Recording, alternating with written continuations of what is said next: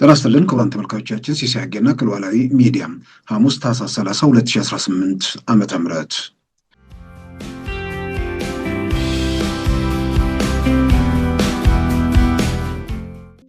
የኢትዮጵያ መከላከያ ኃይል የሀገሪቱን ዳር ድንበር ለማስከበር ተፈላጊ ሆኖ የተገኘውን እርምጃ ሁሉ እንዲወስድ በዛሬው ቀን ታዟል።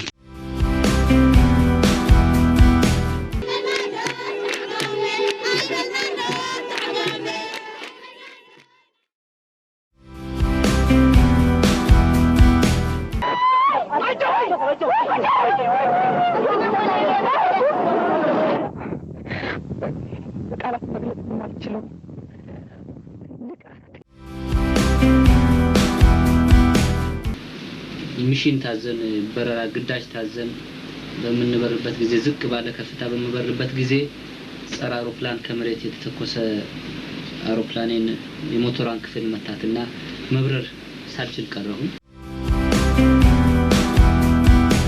የኢትዮጵያ አየር ኃይል ኤርትራን ሊደበድብ ነው ሲባል ማን እንዳለና ማን እንደቀረ እናውቅ ነበር። በዛብህም ከቀንደኞቹ አንዱ ነው። በዛብህ ጨካኝ ነው።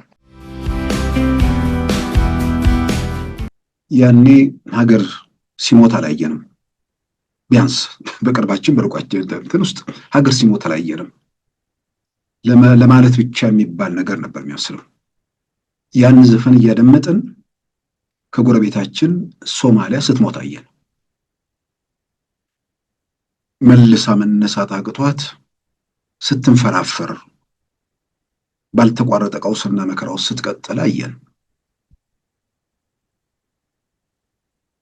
በአረቡ ዓለም አብዮት እነ የመን ሲፈርሱ አየን። በጎረቤታችን በርስ በርስ ጦርነት እነ ሱዳን ሲተረማመሱ ተመለከትን። ወደ ሰላም መምጣት ፍላጎቱ አለ።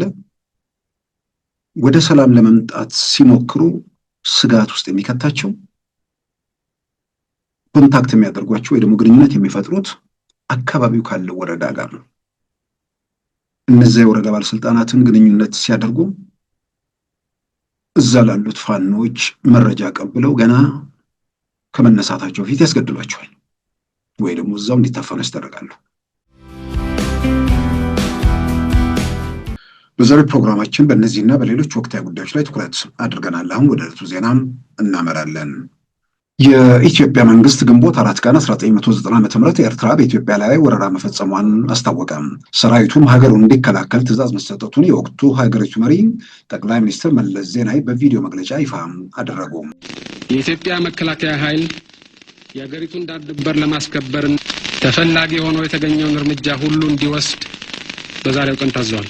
በህዝባዊ ወያኔ ሓርነት ትግራይ ህወሓትና በህዝባዊ ግንባር ሓርነት ኤርትራ መካከል ያለውን ቅርበትና ትብብር እንዲሁም በስልጣን ላይ 7 ዓመታት ያደረጉትን የጋራ ትብብር ያጤኑ የፖለቲካ ተመልካቾችም ሆነ ብዙሃኑ ዜጋም የኢትዮጵያ መንግስት መግለጫ የምር ለመሆኑ ጥርጣሬያቸውን አንጸባርቀዋል።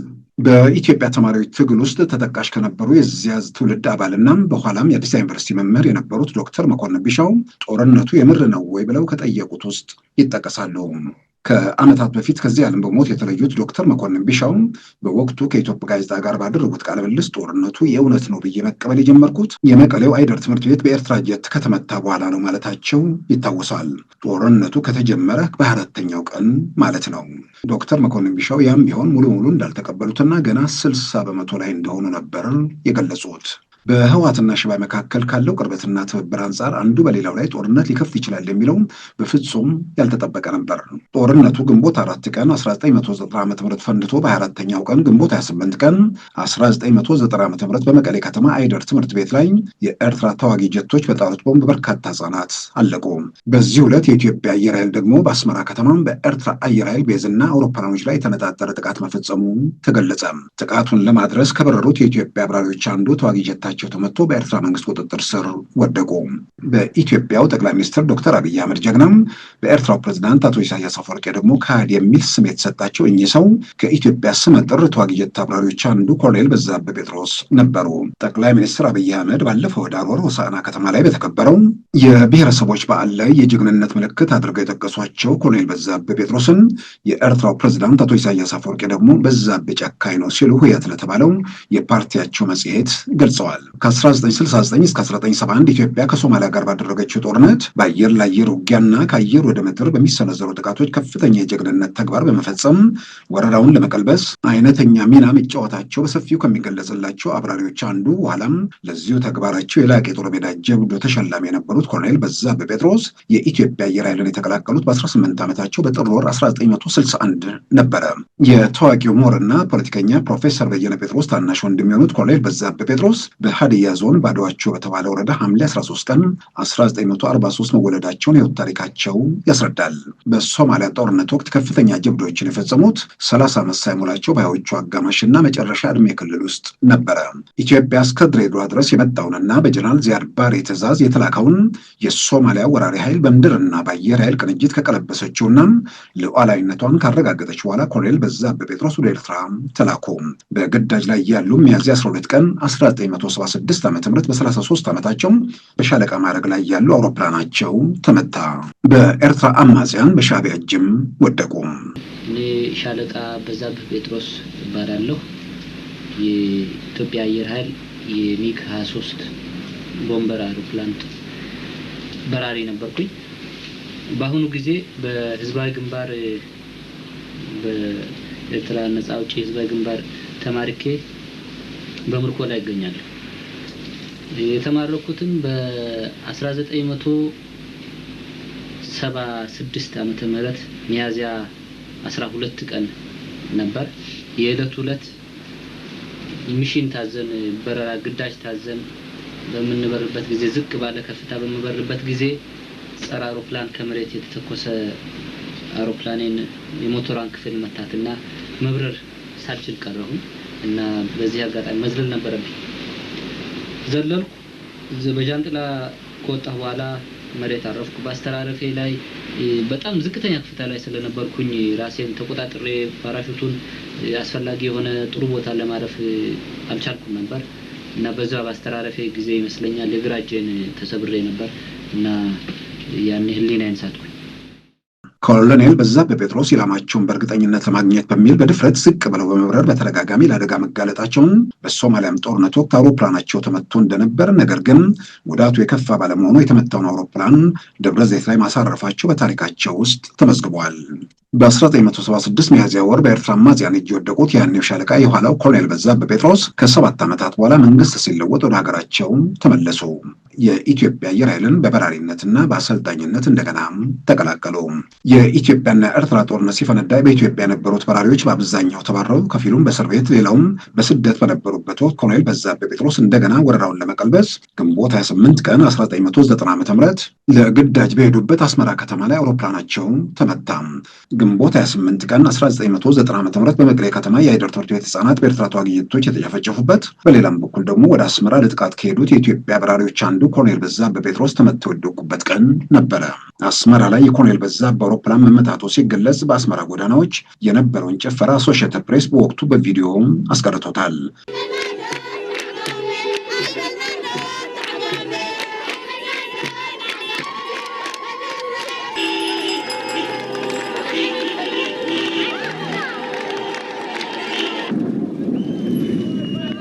በአንጻሩ ደግሞ በመቀሌ በተፈጸመው ጭፍጨፋ ከተማዋ በሐዘን ድባብ ተመታች፣ ጩኸትም በረከተ።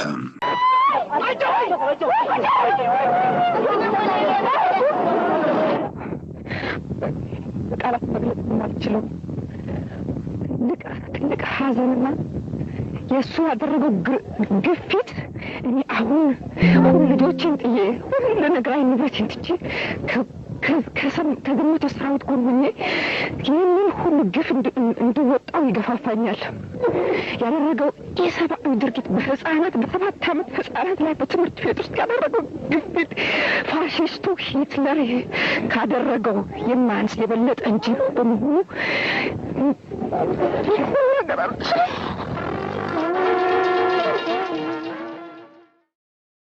በ33 ዓመታቸው በኤርትራ አማጺ እጅ ሚያዝያ 12 ቀን 1976 የወደቁት ኮሎኔል በዛብህ ጴጥሮስ እንደገና ከ14 ዓመታት በኋላ በ47 ዓመታቸው ተመልሰው በኤርትራ መንግስት እጅ ወደቁ። ኮሎኔል በዛብህ ጴጥሮስ የትና በምን ሁኔታ ላይ እንደሚገኙ በኤርትራ መንግስት በኩል በይፋ የተሰጠ መግለጫ የለም። ሞተዋል የሚሉ መረጃዎች የወጡ ቢሆንም ታላቅ ወንድማቸው ፕሮፌሰር በየነ ጴጥሮስ ወንድማቸው ስለመሞታቸው ተጨባጭ መረጃ እንዳላገኙ ከማለፋቸው በፊት ለአልአይን ሚዲያ ገልጸው ነበረ። በኤርትራ መንግስት በኩል ስለ ኮሎኔል በዛብህ ሁኔታ በይፋ የተሰጠ መግለጫ ቢኖርም የኤርትራ መንግስት በተለይም ፕሬዝዳንቱ አቶ ኢሳያስ አፈወርቂም በግልጽ በአደባባይ በኮሎኔል በዛብህ ላይ ጥላቻቸውን አንጸባርቀዋል። የኤርትራ ፕሬዝዳንት አቶ ኢሳያስ አፈወርቂ ህወሓት ለተባለው የኤርትራ መንግስት መጽሔት በሐምሌ ወር 1990 ዓ.ም በሰጡት ቃለ ምልልስ ኮሎኔል በዛብህን በተመለከተ ጥያቄ ቀርቦላቸው ነበረ። ኮሎኔል በዛብህ ምን ይጠብቃቸዋል በሚል ለቀረበላቸው ጥያቄ ምላሻቸው ዝቅ ባለ ቃላት ጭምር የተንጸባረቀ ሲሆን እንደሚከተለው ይቀርባል። ጥያቄው ይቀጥላል። ኮሎኔል በዛብህ ጴጥሮስ ከዚህ ቀደም የኤርትራን ህዝብ ሲደበድብ የተማረከና በምህረት የተለቀቀ መሆኑ ይታወቃል። በዛብህ ጴጥሮስ በድጋሚ ለተመሳሳይ ተልዕኮ መጥቶ እጃችን ገብቷል እና የሚጠብቀው ምን አይነት ፍርድ ነው? ፕሬዝዳንት ኢሳያስ እኔ ከመማረኩ በፊትም ሁኔታውን እከታተል ነበር። እዚህም መጥቶ ነበር። በዛብህ የበላበትን ወጪ ሰባሪ ስግብግብ ነው። የኢትዮጵያ አየር ኃይል ኤርትራን ሊደበድብ ነው ሲባል ማን እንዳለና ማን እንደቀረ እናውቅ ነበር። በዛብህም ከቀንደኞቹ አንዱ ነው። በዛብህ ጨካኝ ነው። ጨካኝ ነው ስል የእውነትም ጨካኝ ነው። ዓላማና መሰረት የሌለው ገንዘብ የሚገዛው የሰው ክብር የሌለው ሰው ነው። እዚህ መጥቶ መውደቁ ደግሞ የኤርትራን ህዝብ የዋህነትና ቅንነት ሰብአዊ አያያዝን የሚያንጸባርቅ። ሆኖም እንደ በዛብህ ያሉ በሺዎችን ማግኘት አትችልም። አልፎ አልፎ ብቻ ነው ልታገኝ የምትችለው። በዛብህ በትግሉ ዘመን እጃችን ላይ እንደወደቀ አክመነው አድነነዋል። ከሚገባው በላይ እንክብካቤ ተደረገለት። ፖለቲካዊ ትግሉ ውስጥ እንዲሳተፍ ተደረገ። በ1983 ዓ.ም ከኢህአዴግ ጋር ተቀላቀለ። ከዚህ በኋላ ተመልሶ መጣ። ይህን ማድረጉ ለእኔ አይገርመኝም። ምክንያቱም ምን ያህል ስስታምና ገንዘብ ወዳድ መሆኑን የምስተው አይደለም። የኤርትራ ህዝብ እድለኛ ነው። እንዲህ ያሉ ጨካኝ ጠላቶቹ እንዲህ እጁ ላይ ሲወድቁ የኤርትራ ህዝብ በእርግጥም እድለኛ ነው ሲሉ የኤርትራ ፕሬዝዳንት ኮሎኔል በዛብህን በተመለከተም ተናግረው ነበር። የኤርትራ ፕሬዝዳንት ምላሽ በራሱ የሚናገረው ብዙ ቢሆንም እርግጠኛውን የሚያውቁት ግን እነርሱ ብቻ ናቸው።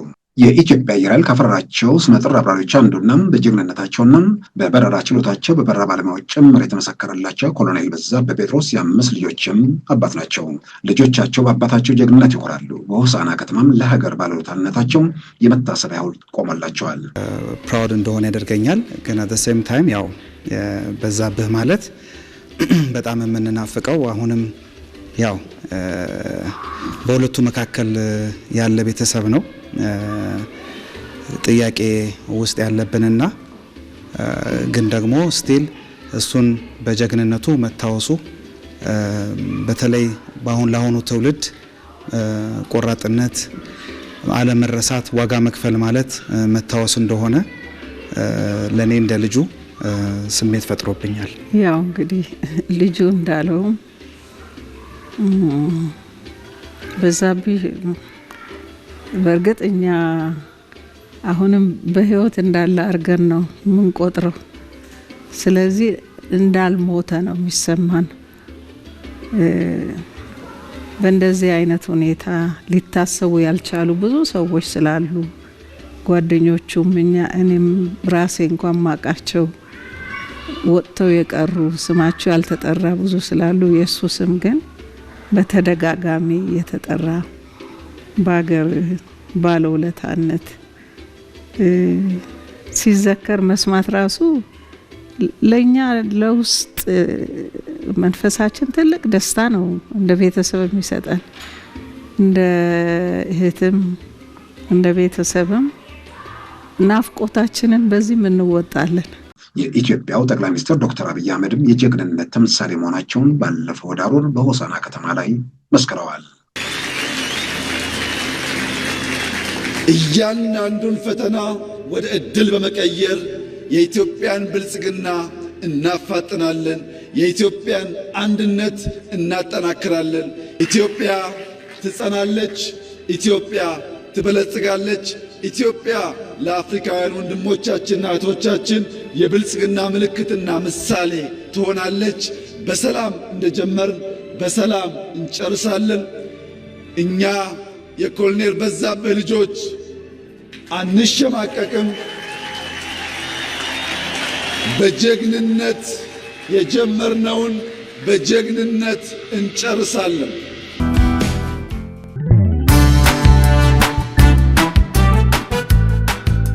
ሉዓላዊ ሚዲያን ይደግፉ። ስራዎቻችንን ለብዙ እንድናደርስ ሰብስክራይብ፣ ሼር፣ ላይክ በማድረግ ሉዓላዊ ሚዲያን ያጠናክሩ። እውነትን እንዘግባለን፣ ኢትዮጵያዊነትን እናቀነቅናለን።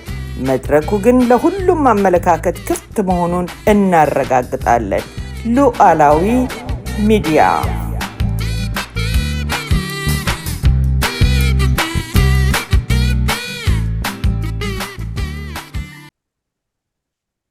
ክቡራን ተመልካቾቻችን ኢትዮጵያ ውስጥ በመጋቢት 2010 የመጣውን ለውጥ ተከትሎ በትልቅ ተስፋ ተጀምሮ በመሀል መደናቀፎች ገጥመው አሁን ደግሞ ወደ ሌላ ምዕራፍ በዘላቂነት ችግሩን ለመፍታት የሚደረጉ ጥረቶች በደንብ የሚታዩበት ነው።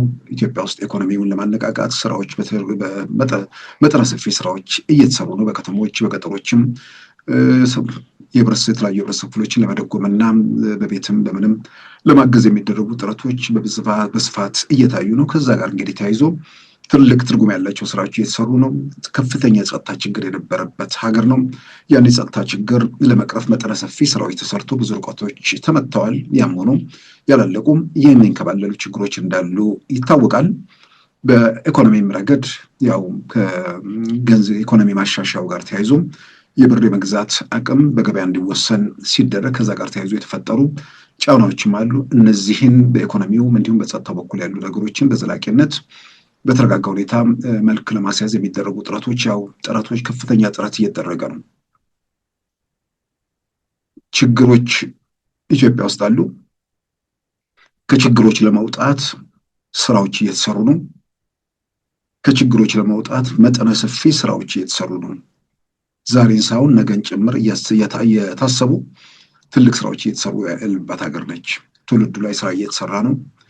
በኢኮኖሚው በተለያዩ መስኮች መጠነ ሰፊ ስራዎች እየተሰሩ፣ በከተሞች በገጠሮችም ስራዎች እየተሰሩ ነው። ትልቁ የኢትዮጵያ ፈተና፣ ትልቁ የኢትዮጵያ አደጋም የጸጥታ ችግር የነበረበት ሁኔታ እንደነበርም ይታወቃል። ለውጡ ሲጀመር በአክቲቪዝም የተጀመረው ከዛ በኋላ በተደራጀ ውጊያ የቀጠለው ዛሬ ደግሞ አነስተኛና ጥቃቅን ቡድኖች በዚህም በዚያም የሚወራጩበት እንቅስቃሴ በኢትዮጵያ ሰላምና ጸጥታ ላይ ያሳደረው ተጽዕኖ ግልጽ ነው። በትልቅ መስዋዕትነት ብዙ ነገር ስራዎች ተሰርተው የአሳሳቢ አስፈሪ ሁኔታ ተቀልብሶ ቢያንስ ዛሬ ላይ ቆመን መንግስት መሆን አያስፈልግም፣ ከየትኛውም ወገን የተለየ መረጃ አያስፈልግም። ኢትዮጵያ ውስጥ ባለው ሁኔታ በሀገርም በመንግስትም ህልውና ላይ አደጋ የሚፈጥር ነገር በኢትዮጵያ ምድር የለም።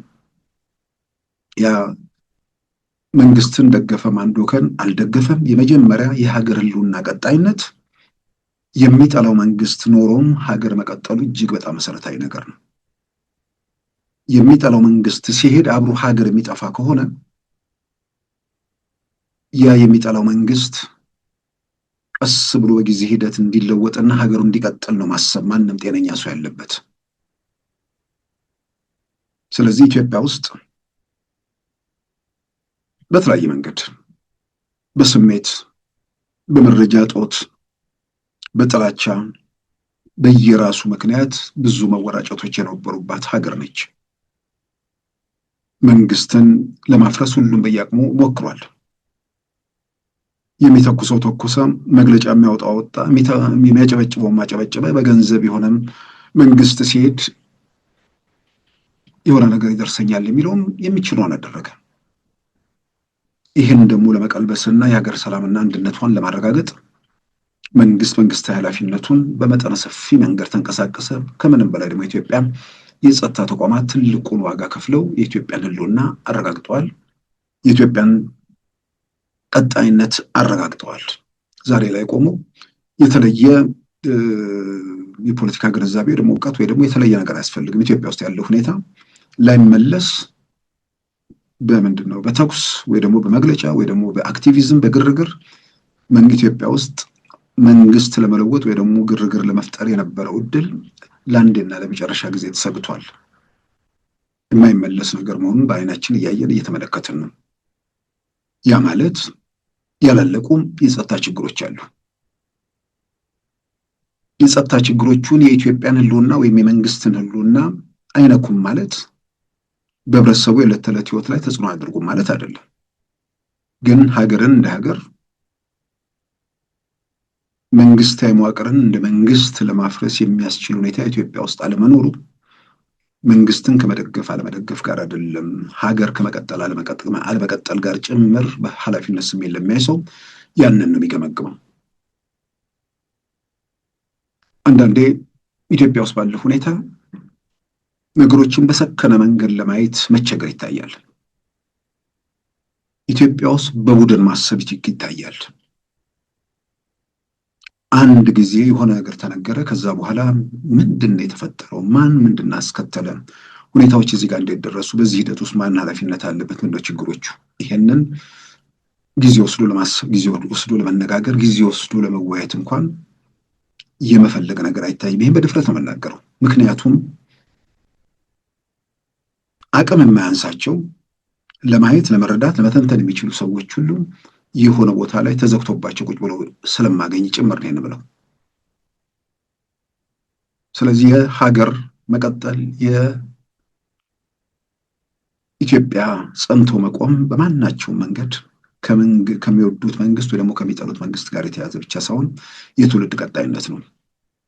ከምንም በላይ ደግሞ ዛሬ ላይ ቆመን ድሮ በደርግ ጊዜ በኢትዮጵያ ሬዲዮ እና ቴሌቪዥን የማይጠፋ ዜማ ነበር። እናት የሞተች እንደው አባት የሞተ እንደው እየተባለ ይዘረዘርና በሀገር ይለቀሳል። ሀገር የሞተ እንደው ወዴት ይደረሳል ነው። ያኔ ሀገር ሲሞት አላየንም። ቢያንስ በቅርባችን በሩቃችን እንትን ውስጥ ሀገር ሲሞት አላየንም ለማለት ብቻ የሚባል ነገር ነበር የሚመስለው። ያን ዘፈን እያደመጥን ከጎረቤታችን ሶማሊያ ስትሞት አየን።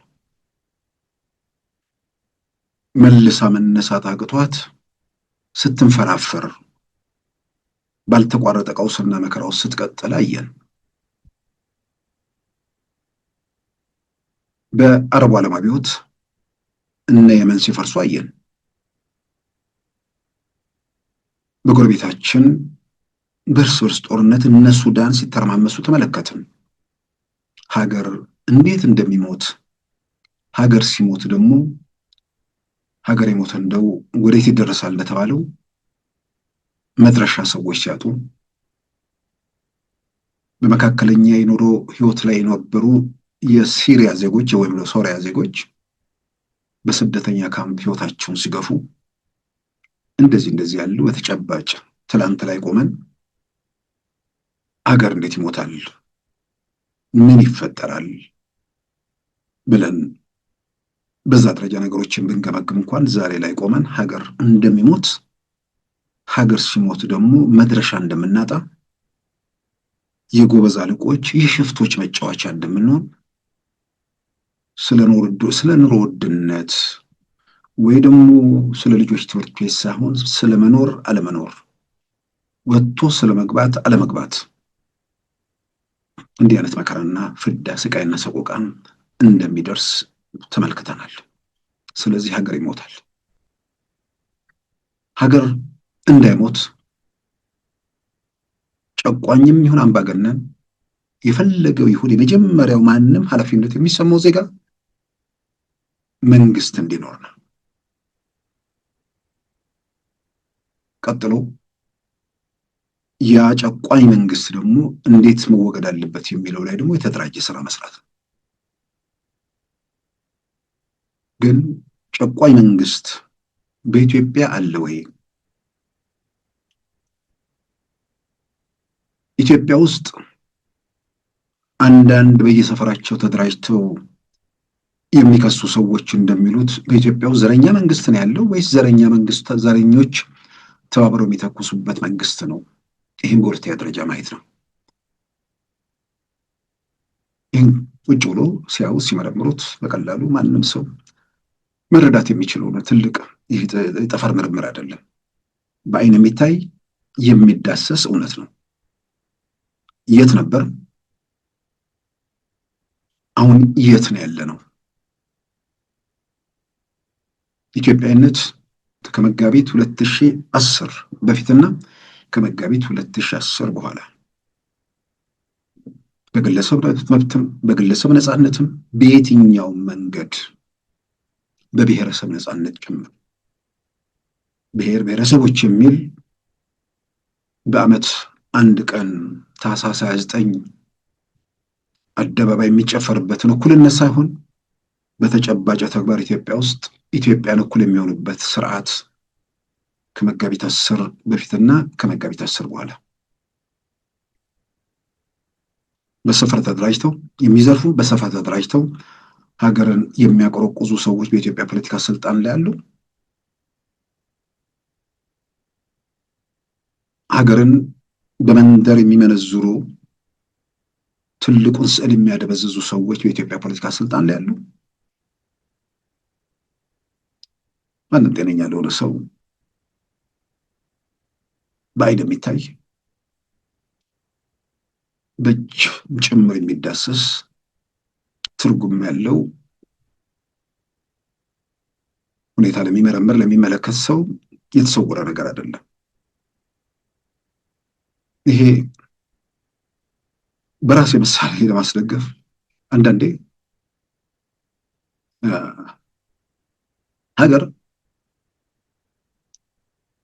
አንዳንዴ እንዳለማሰብ ጥሩ ነገር አለ ወይ ይላሉ። ሁሉን ነገር እርግፍ አድርጎ ትቶ የዕለት ተዕለት ህይወቱን ብቻ ሊኖርሷል። ክፋት የለበትም። የዕለት ተዕለት ህይወቱን ሲኖር ግን የሱ የዕለት ተዕለት ህይወት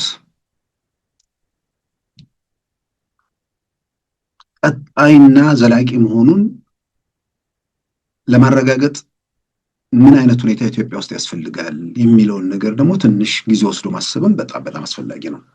ቢያንስ ግን ከሚረብሹት ቢያንስ ግን ሀገር እንዲታመስ ከሚሰሩት ጋር ሲነጻጸር ኃላፊነት ይሰማዋል ማለት ይቻላል። ይበልጥ ኃላፊነት እንዲሰማው ግን የእሱ የዕለት ተዕለት ህይወት ተረጋግቶና ዘላቂነት ሊኖረው የሚችለው ግን የተረጋጋ ሁኔታ በጠቅላላ በሀገሪቱ ሲፈጠር ስለሆነ የተረጋጋ ሁኔታ በሀገሪቱ እንዲፈጠር በሚደረገው ጥረት ውስጥ ይነስም ይብዛም የራሱን አስተዋጽኦ ማድረግ አለበት።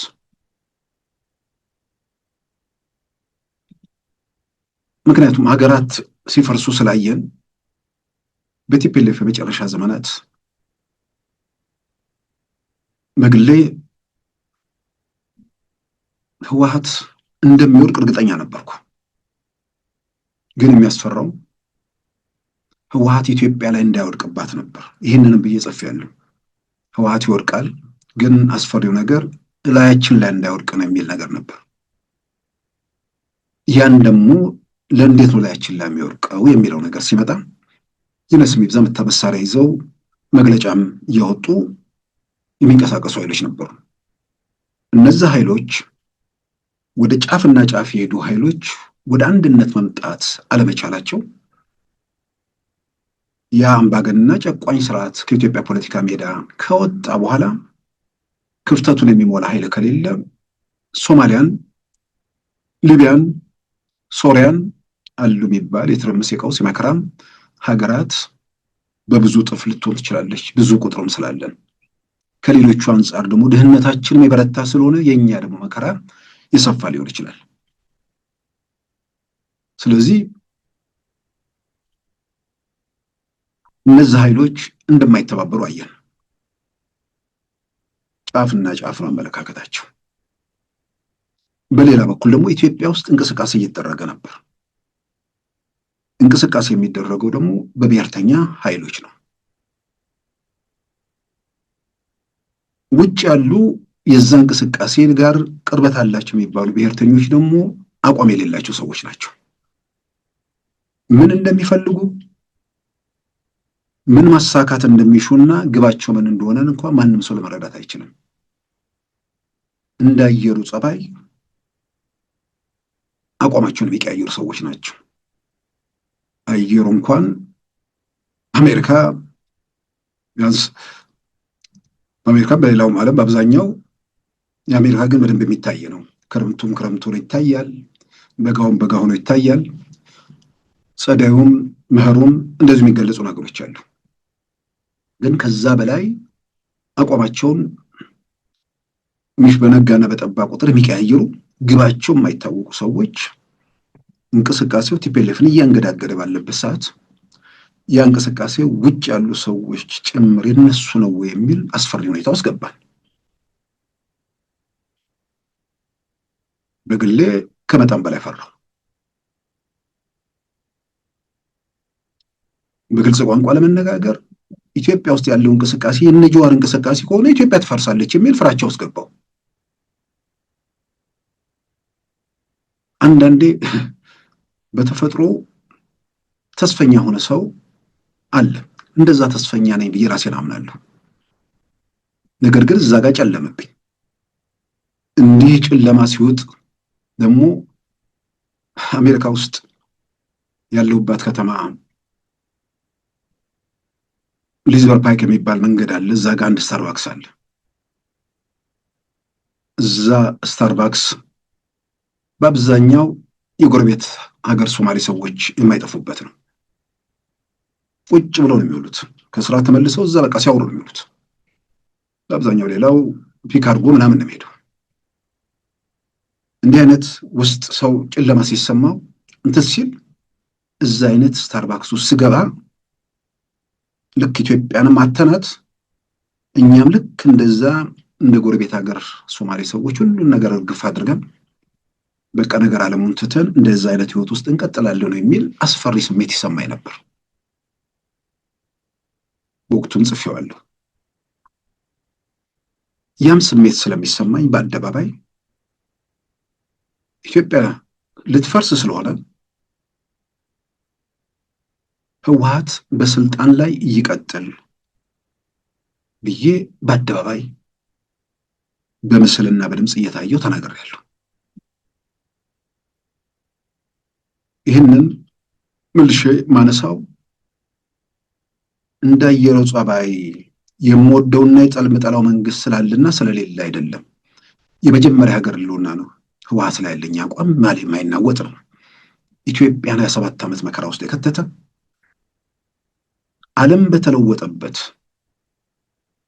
የቀዝቃዛው ጦርነት አክትሞ ዓለም ወደ አንድ ጎራ በመጣበትና ሀብት በከፍተኛ ደረጃ ከባለጸጎቹ ለታዳጊ ሀገሮች በሚፈስበት ጥሩና በጎ ዘመን መጥቶ ኢትዮጵያን በመንደር ከፋፍሎ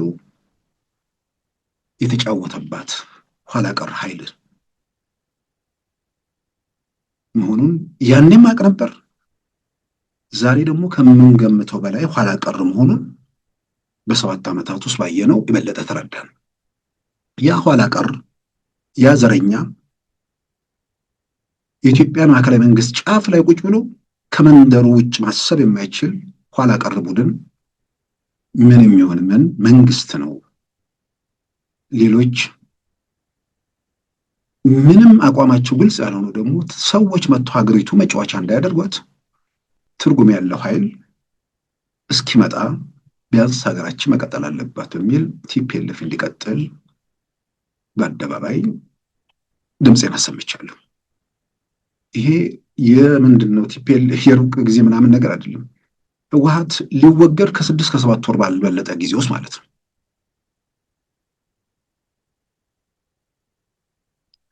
እርግጥ በኋላ ኢትዮጵያ ውስጥ ስለሚካሄደው እንቅስቃሴ መረጃ ያላቸው በኦሮሞ ትግል ውስጥ ትልቅ ስምና ተጽዕኖ ፈጣሪ የሆኑ ሰዎች ስለ መረጃው በመረጃ ረገድ ያለብንንም ክፍተት አይተው በፍጹም ኢትዮጵያ ውስጥ የሚደረገው እንቅስቃሴ ከነጀዋር ጋር የተያያዘ አይደለም። ኢትዮጵያ ውስጥ የሚደረገው እንቅስቃሴ ውስጥ ያሉ ሰዎች የሚመሩት እንቅስቃሴ ነው። ውስጥ ያሉት ሰዎች ጉዳዩን ውጭ ላለ ሰው እንዲመራው የውጭ እንዲመስል የውጭ ሲመስል እዛ በነፃነት ለመንቀሳቀስ ያላቸውን እድል የሚያሰፋ መረጃ ጀዋር ከፍተኛ ተከታይ ስላለው መልእክት ይልኩለታል። እሱ ያንን ያሰራጫል። ምንም እየተካሄደ ስላለው ነገር ምንም መረጃ የተለየ መረጃ የለውም። መልእክት ነው የሚሰማው። ስለዚህ በፍጹም ከሱ ጋር የተገናኘ አይደለም። ኢትዮጵያ ውስጥ ያለውን ችግር የተረዱ ለመፍትሄው የሚንቀሳቀሱ ሰዎች የሚመሩት ነው በሚል የምናምናቸው በኦሮሞ የነጻ ትግል በኋላም ደግሞ ከዛ ከነበረው መገንጠል ምናምን ከሚለው ወጥተው የኦሮሞ ሕዝብ ችግር በኢትዮጵያዊነት ጥላ ስር ይፈታል የሚሉ ታዋቂ ሰዎች በዚህ በኩል መረጃ በመስጠት ከዛም በኋላ ደግሞ ሌሎች በመጽሐፌ በዝርዝር ማነሳቸው ነገሮች አሉ በርካታ። ከዛ በኋላ በአርቲስቶች በኩል የታዩ በሌሎች በኩል የመጡ ነገሮች አሉ። እነዛ እንትን ካሉ በኋላ ይህ እንቅስቃሴ በእርግጥም እንደ ጀዋርና መሰሎቹ የማይመሩት መሆኑን ካረጋገጠን በኋላ ያን እንቅስቃሴ በግሌም ወደ መደገፍ ገባው። ወደ መደገፍ ገባው ስል የጠቅላይ ሚኒስትር አብይ መንግስት መጥቶ መጋቢት 10 ከተሾመ በኋላ አይደለም፣ ወደ ስልጣን ከመምጣቱ በፊት በግልጽ ወደ መደገፍ ሄደን። ይሄን ማሳው አንዳንዶች ጠቅላይ ሚኒስትሩ ወጥተው የሆነ ነገር ካሉ በኋላ ምናምን የሚሉ ሰዎች አሉ። ያው ለጭብጨባ የተፈጠሩ ሰዎች ማለት ነው። እዚህ ዝርዝር ውስጥ የምገባው የምናገረውን ነገር ዛሬ ካለው ሁኔታ ጋር አያይዤ ብቻ ሳይሆን ትላንትም ከነበረው ነገር ጋር ራሴ የሚያልፍኩበትን ያደረኩትን ጭምር ለምናገረው ነገር ዛሬ ጀመርኩ ሳይሆን ትላንትም ጭምር ይሄድበት የነበረውን ነገር መሆኑን ለማረጋገጥ ነው። ስለዚህ የነበሩ አስከፊ፣ አስፈሪ፣ አደገኛ ሁኔታዎችን ተሻግሮ አሁን እዚህ ደረጃ ላይ ተደርሷል። እዛ መንግስትን ለማንገዳገድ የሞከሩ ሰዎች መንግስት እንዳሰቡት ወድቆ ወይ ደግሞ ፈርሶ ቢሆን ኖሮ ዛሬ ምናልባት ኢትዮጵያ ባህር በር ያስፈልጋታል አያስፈልጋትም፣ ኢትዮጵያ ኢኮኖሚያ በዚህ ፐርሰንት አደገ አላደገ፣ እንዲህ አይነት ጥያቄ ውስጥ እንዲህ አይነት ጉዳይ የቅንጦት የሚሆንበት የመኖር ያለመኖር የበርካታ ሽፍቶች መፈንጫ የጎበዝ አለቆች መጫወቻ እንሆን ነበር። ዛሬ ያን አደጋ ተሻግረናል። ያንን እንዲሆን ሲሰሩ የነበሩ ሰዎች እንደማያደርጉት አረጋግጠዋል። ዛሬ ግን ላይ ቆመው ቢያንስ ከዚህ በኋላ የሚደረጉ የትኛውም እንቅስቃሴዎች የመንግስትን ሕልውና የሀገርን ሕልውና አይነኩም። ነገር ግን ደግሞ የሰዎችን ወጥቶ መግባት ላይ ተጽዕኖ ያደርጋሉ። በገጠር ያለው ነዋሪ ላይ ተጽዕኖ ያደርጋሉ። ስለዚህ ከዚህ ሁኔታ ለመፋታት የማይመጣ የማይደርሱበት ነገር ከሆነ ህብረተሰቡን ከማጎሳቆል የሆነ መከራ ውስጥ ከማስገባት መውጣቱ በጣም አስፈላጊ ነው። በመንግስት በኩል ትልቁን አደጋ ትልቁን ፈተና ኢትዮጵያን አሻግሯታል። ግን ህዝብ ውስጥ ከጸጥታ አንጻር ትልቁን ፈተናና አደጋ ተሻግረን በኢኮኖሚ ረገድ የሚታዩ የሚጨበጡ ጉዳዮችን በሚታዩበት ወይ ደግሞ በአደባባይ እየተገለጹ ባሉበት ሁኔታ ህብረተሰቡ ስሙ ቅሬታዎች አሉ። ባላለቁ የጸጥታ ጉዳዮች፣ በሌላም በኩል ደግሞ በመንግስት ቢሮክራሲ ውስጥ ባሉ ችግሮች ያላለቀውን የጸጥታ ችግር በተለይ ከእገታ ጋር ተያይዞ ያለ አሁን ሰኞ ዕለት ራሱ ወደ 4 ሰዎች በዚህ በሰሜን ሸዋ አካባቢ በጎጃም መስመር ላይ የታገቱበት ታሪክ አለ። በሌላ በኩል ከጸጥታ ጋር ተያይዞ ወደ ሰላም የሚመለሱ የፋኖ ታጣቂዎች በየመድረኩ የሚናገሯቸው ነገሮች አሉ። ወደ ሰላም መምጣት ፍላጎቱ አለ። ወደ ሰላም ለመምጣት ሲሞክሩ ስጋት ውስጥ የሚከታቸው ኮንታክት የሚያደርጓቸው ወይ ደግሞ ግንኙነት የሚፈጥሩት አካባቢው ካለው ወረዳ ጋር ነው። እነዚያ የወረዳ ባለስልጣናትን ግንኙነት ሲያደርጉ እዛ ላሉት ፋኖች መረጃ ቀብለው ገና ከመነሳታቸው በፊት ያስገድሏቸዋል ወይ ደግሞ እዛው እንዲታፈኑ ያስደርጋሉ። ስለዚህ ማንን ኮንታክት ማድረግ እንዳለባቸው ስጋት ውስጥ ስለሚወርቁ መውጣት እየፈለጉ መውጣት የማይችሉ ሰዎች አሉ። አንዱ በአካባቢ ያሉ ባለስልጣናት የሚፈጥሩት ችግር ነው። ይሄንን አማራ ክልል በየመድረኩ ብዙ ሰው የሚናገረው የሰላም ጥረቱ ሰላማዊ መፍትሄ እንዳይመጣ የሚፈልጉ ባለስልጣናት አሉ። እርግጥ ነው ወደ ላይ ወደ ጫፍ ምናምን አካባቢ መስሉኝም በተለያየ መንገድ እንደምናየው ከስራ አካባቢ ያሉ ሰዎች ናቸው።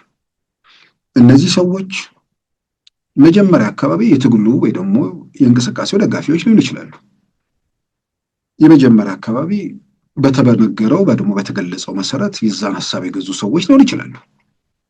ዛሬ ላይ ግን የሆነ የማሰብ ችሎታቸውን 100% ያጡ ሰዎች ካልሆኑ ይህ እንቅስቃሴ የሚያመጣው ለውጥ የለም ብቻ ሳይሆን ኢትዮጵያ ውስጥ በማናቸው መመዘኛ ኢትዮጵያ ውስጥ የመጣው ለውጥ ተጠቃሚ ከሆኑ የኢትዮጵያ ክልሎች ምናልባትም በግንባር ቀደምትነት የአማራ ክልል ነው። በግንባር ቀደምትነት ስል በህገ መንግስት ጭምር ጽፎ በጠላትነት የፈረጀ ፖለቲካ ቡድን ነበር። ያ ቡድን ማህበረሰቡን እንደ ጠላት የሚያይ የፖለቲካ ቡድን የኢትዮጵያን የማዕከላዊ መንግስት ስልጣን ለቋል ብቻ ሳይሆን ያ ቡድን መልሶ ያን ሐሳቡን መልሶ ኢትዮጵያ ምድር ላይ ተፈጻሚ ለማድረግ ሲተኩስ ነበር። ስለዚህ ለውጡ ያንን ማህበረሰብ እንደ ማህበረሰብ በጠላትነት የፈረጀ ቡድን ከፖለቲካ ሜዳው ያወጣ ለውጥ ነው ብቻ ሳይሆን የዛ ቡድን ተባባሪዎች ደግሞ ንጹሃንን በሚገድሉበት ሰዓት የሚገድሉበት ዓላማም ስልጣን ላይ ያለውን ኢትዮጵያ የሚለውን መንግስት ከሂደቱ ማውጣት ነው። ስለዚህ ኢትዮጵያ ውስጥ የመጣው ለውጥ ኢትዮጵያ ውስጥ ያለው መንግስት መቀጠል ከማንም በላይ በጠላትነት ተፈርጆ ፖለቲካ ቅኝቱ በዛ መልክ ጸረ አማራነት ሲቃኝ የነበረውን አስተሳሰብ ጭምር የሰበረ ስለሆነ ከማንም በላይ ተጠቃሚ ነው ስል በዚህ ጭምር ነው። ስለዚህ በመንግስት ኃላፊነት ምናምን ያሉ ሰዎች ሌላ በስተጀርባ ኮተት ከሌለባቸው መጀመሪያው ሁሉም ስካር ውስጥ ነው ያለው። የኔ ሰፈር ሰው ሄዶ ቤተ መንግስት ይሆናል ብሎ ሸኔውም ተኮሰ፣ ፋኖም እንደዚህ ተፍጨረጨረ። ያ እንደማይሆን ከተረጋገጠ በኋላ በእርግጠኝነት ኢትዮጵያ ውስጥ ያለው መንግስት የትኛው ማህበረሰብ ጠላት እንደሆነ የትኛው ቡድን ያውቃል። ስለዚህ ጠላት ካልሆነ የስልጣን ጉዳይ ከሆነ ደግሞ ስልጣኑ እንደማይደረስበት ከታወቀ ማህበረሰቡ እየተጎሳቆለ መከራ እየተቀበለ ስለሆነ እነዚህ መንግስት ስልጣን ላይ ሆነው ማህበረሰቡን እንደዚህ የሚያጎሳቁሉ ሰዎች ወይ ደግሞ ጉስቁልናው እንዲቀጥል ከታጣቂዎቹ ጋር የሚተባበሩ ሰዎች ፍላጎታቸው ምንድነው? ሰላም እንዳይመጣ ለምን የሚፈልጉት?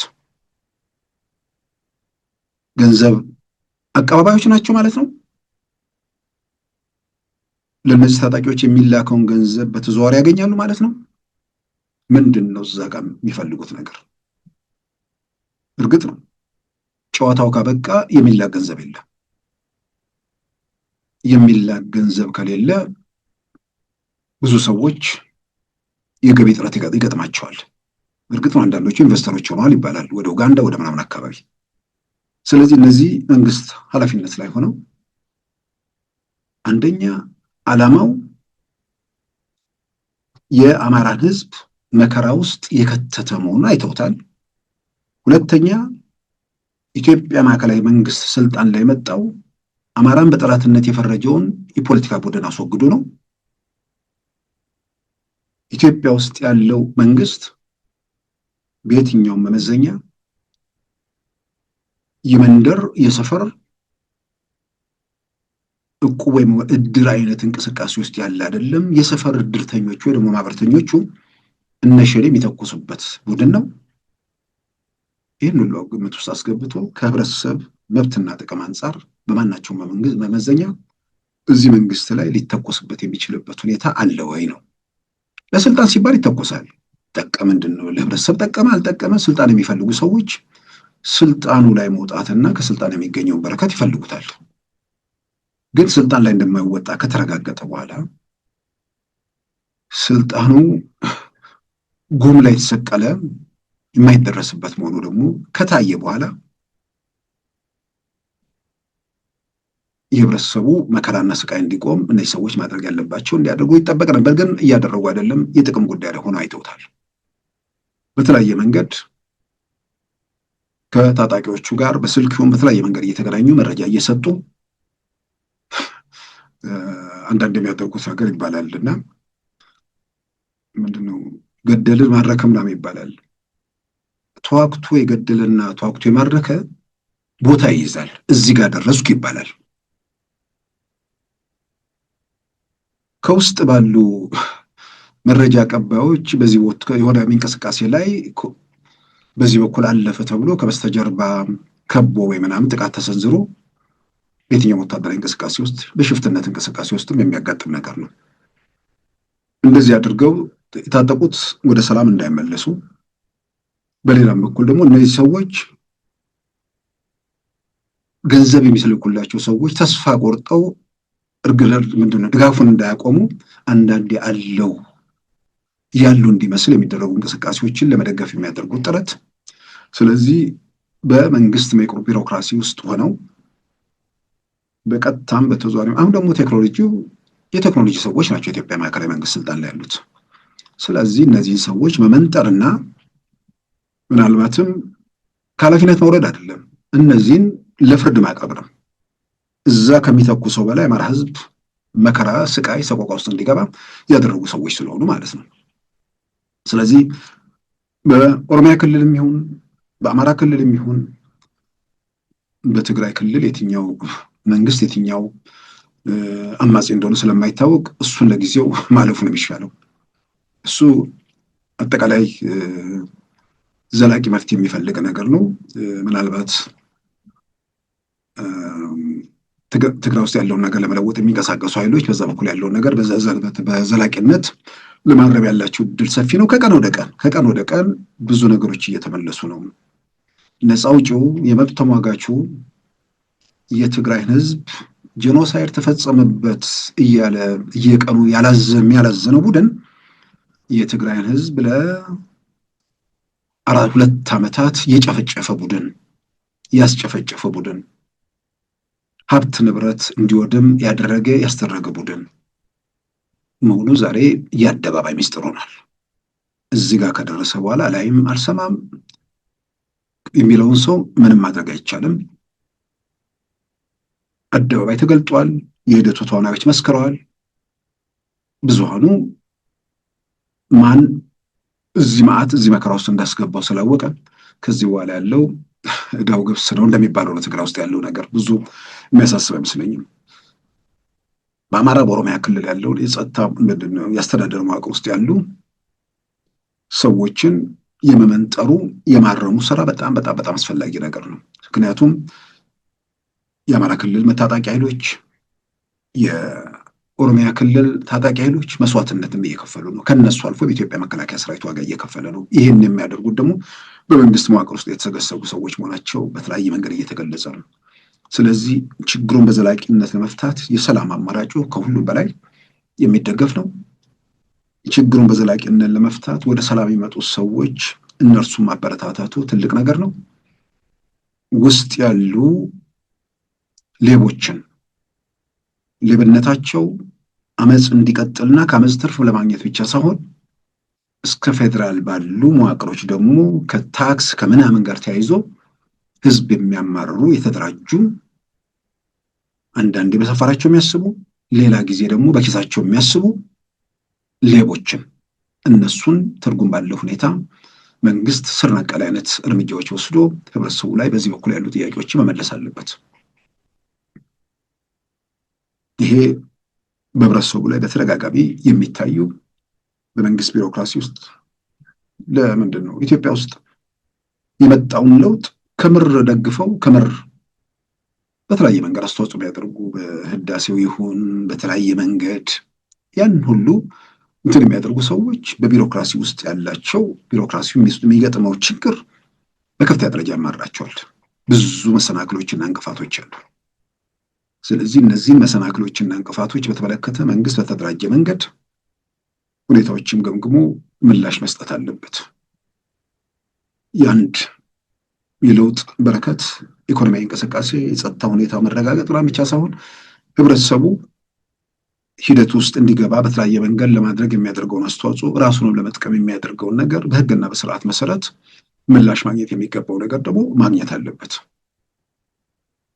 ይህንን ከመሬት ጋር ይሁን ከተለያዩ ጉዳዮች ጋር ይሁን በብዙ መልኩ የሚነሱ ነገሮች ስላሉ በዚህ በኩል የህብረተሰቡን ጥያቄዎች፣ ቅሬታዎች ማድመጥና ለመፍትሄው መንቀሳቀስ፣ በዚህ በኩል ያሉ ነገሮች ምንድን ናቸው የሚለውን ደግሞ በተደራጀ መንገድ መመርመር፣ በመንግስት መዋቅር ውስጥ ሆኖ ደግሞ ከአማጺው ወይ ደግሞ ከሽፍቶቹ ጋር የሚተባበሩትንም የዛን ያህል ደግሞ ጥንቃቄ ማየቱ ያው ቴክኖሎጂው ምንም ስለሚፈቅድ ብዙ ነገሮች ላይ እርምጃ ለመውሰድ ወይ ደግሞ ለማረም የተሻለ ሁኔታ ያለው መንግስት ነው ብዬ አምናለሁ።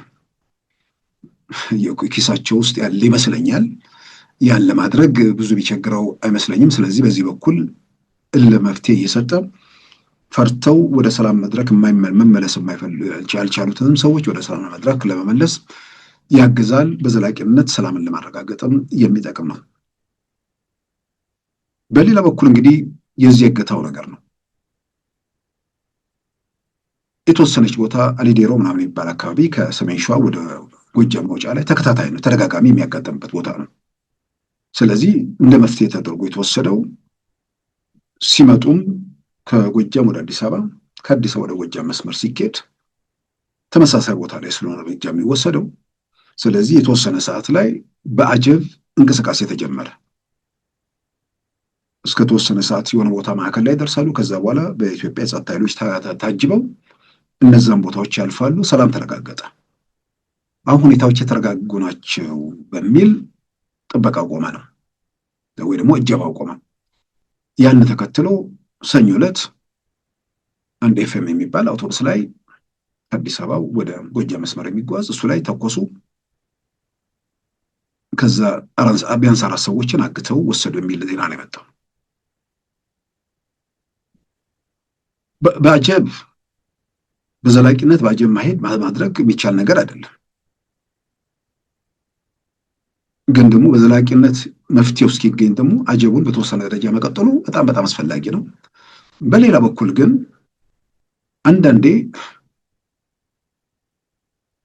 እንዲህ አይነት ችግሮችን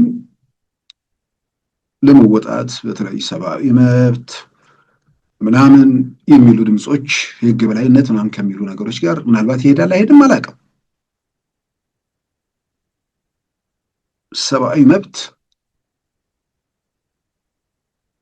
የሌሎች የመቶዎችን ህይወት ለማትረፍ የሌሎች ሚሊዮኖችን ስጋት ለመቅረፍ አንዳንዴ የሚወሰዱ እርምጃዎች አስፈላጊ ናቸው ብዬ አምናለሁ። ከመጥፎ መንግስትም ጥሩ ነገር መማር ይቻላል። መጥፎነቱ በሌላ ሆኖ ደግሞ ሰላምና ጸጥታን ለማረጋገጥ በሚወሰዱ እርምጃዎች ደግሞ በጎ ነገሮች ሊኖሩ ይችላሉ። ብዙ ጊዜ የምጠቅሰው ምሳሌ አለ። በ1980ዎቹ መጨረሻ አካባቢ ቃሊቲ ውስጥ ማለት ከርቸሌ ነው ያን የነበረው አሁን የአፍሪካ ህብረት ያለበት ኢትዮጵያ በአዲስ አበባ ከተማ አቅራቢያ የቴሌፎን መስመሮችን የሚቆራርጡና የሚሸጡ ሰዎች በጣም በርክተው ነበር፣ ሌቦች ማለት ነው። እነዛን ሰዎች በህጉ መሰረት 6 ወር ነው የሚታሰሩት። 6 ወር ስርዓታዊ ጭቸውን ይጨርሱና ተመልሰው ወደ ሌብነታቸው ይገባሉ። በኋላ ክሱ ላይ ማሻሻያ ተደረገና የህግ ባለሙያዎች ምን ያህል ህጉ በዛ መልክ ነው የተባለው አይደለም፣ የህግ ባለሙያዎች ሊሉት ይችላሉ። ግን እስር ቤት ውስጥ ይወራ የነበረው ከተራ ሌብነት ህዝብና መንግስትን ምንድነው በህዝብና መንግስት መካከል መራራቅ በመፍጠር ምናምን የሚል ይህ ወንጀለኛ መቅጫ ላይ እሱ ላይ ተጠቅሶ ሰዎቹ 8 ዓመት 7 ዓመት ምናምን ይፈረድባቸው ጀመር። ከዛ በኋላ ሌብነቱ ቆመ። 6 ወር ቆይቶ ወጥቶ የሚሰርቁ ሰዎች በአንድ በኩል እስር ቤት ስለሚከርሙ ያንን ነገር ማድረግ የሚቻልበት ሁኔታ የለም። እነሱን አይተው ለመስረቅ የሚሞክሩ ሰዎች 8 ዓመት እንደሚዘጋባቸው ሲያዩ እጃቸው መሰብሰብ ጀመሩ። ስለዚህ በዛ በኩል ያለው ነገር ቆመ ማለት ነው። ልክ በሌላ በኩል አሁን እነዚህ እገታ እየፈጸሙ ወንጀል እያንበራከቱ ያሉ ሰዎች አሁን ይሄ ታጣቂ ዓላማ ምናምን የሚባለው እሱ ቀርቷል። አሁን ሌብነት ሆኗል፣ ዝርፊያ ነው። አሁን በተለያየ መንገድ ቢነገሩም ዘራፊዎች ናቸው አብዛኛው። ያግታሉ፣ ይሄን ያህል ሚሊዮን ብር ያስገቡ ይላሉ። ከዛ በኋላ ምን እዛ ግብርና ውስጥ አፈር ሲገፋ ለምን ይኖራል? ለምን ስቃውን እንትን ይላል? ስለዚህ እንዲህ በቀላል አንድ ክላሽ ይዞ ሚሊዮን ብር ማስገባት የሚችል ከሆነ ማለት ነው። ስለዚህ ክላሽ ለማግኘት ነው ሩጫ የሚሆነው።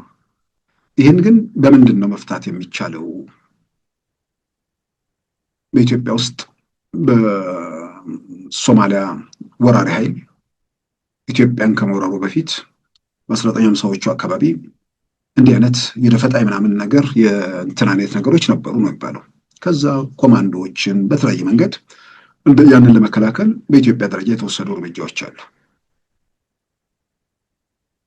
በሌላ በኩል ደግሞ መቀጣጫ የሚሆኑ እርምጃዎች በጣም ወሳኝ ናቸው። ያንን ለማድረግ ወጥቶ ሚሊዮን ብር አገኛለሁ ብሎ በምላሹ ህይወቱን እንደሚያጣ ማየት ሲጀምር አርሶ ተጨማሪ ጊዜ በህይወት መኖርን ሊፈልግ ይችላል። አስታውሳለሁ አሁንም ቃሊቲ የከርቸሌ ነው ያኔ ቃሊቲ ዋናው እስር ቤት አልነበረም እና በ88 ዓመተ ምህረት ድንገት አንድ ቀን እስር ቤቱ ተሰበረ። ከቀኑ 4 ሰዓት አካባቢ የተወሰኑ የተደራጁ እስረኞች በሆነ አቅጣጫ እስር ቤቱን ሰብረው አመለጡ። ከ10 እስከ 20 ምናምን አካባቢ የሆኑ ሰዎች ማለት ነው። ከዛ ጠቅላላ እስረኛው ወደ የክፍሉ እንዲገባ ተደርጎ ሁኔታዎች ያመለጡ አምልጦ ተኩሰው የገደሉትም አለ። ከተረጋጋ በኋላ ቆጠራ ትደረጋላችሁ ብለው እስረኛውን በየተራ ማውጣት ጀመሩ። እያንዳንዱ ቤት ማለት ነው። ሲወጣ ሊቆጠር አይደለም።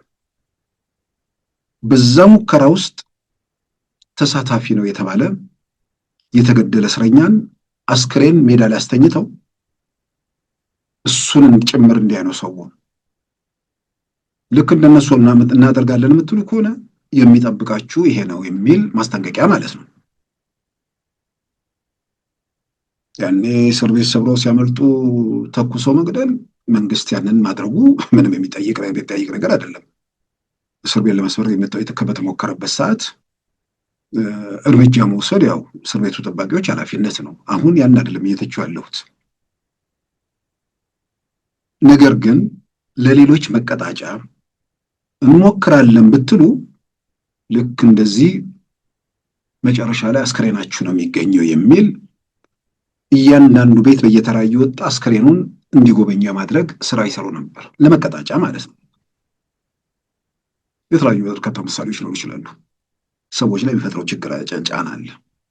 ድንገት አብሯቸው የነበረ ሰው በሆነ ቅጽበት ወደ በድንነት ወይም አስከሬንነት ሲቀየር የሚፈጠር ነገር አለ።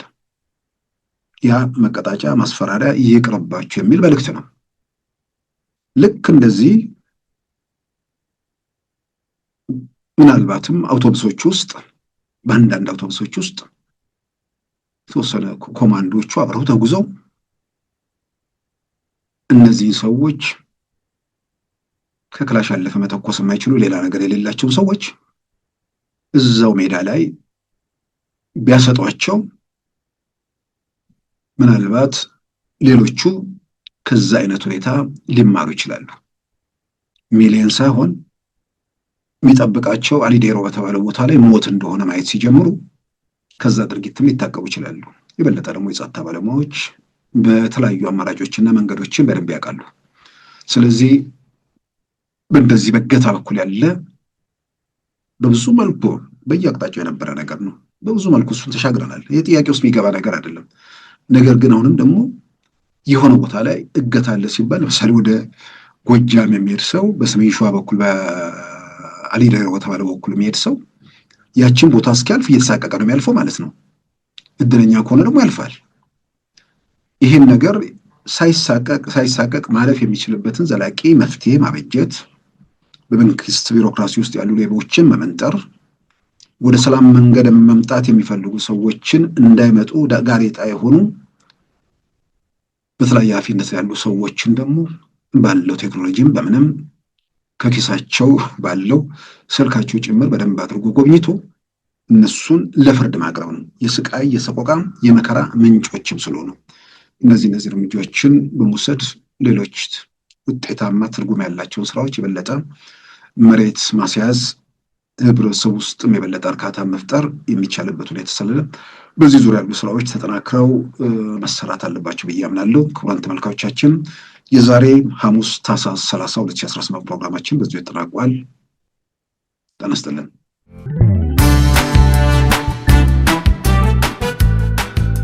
ሉዓላዊ ሚዲያን ይደግፉ።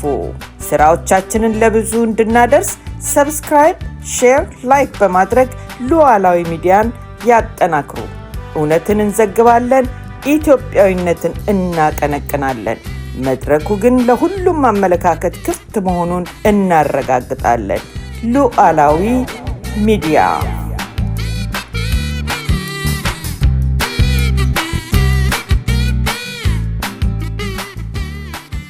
የዛሬ ሐሙስ ታህሳስ 30 2018 ፕሮግራማችን በዚሁ ተጠናቋል። ጤና ይስጥልን።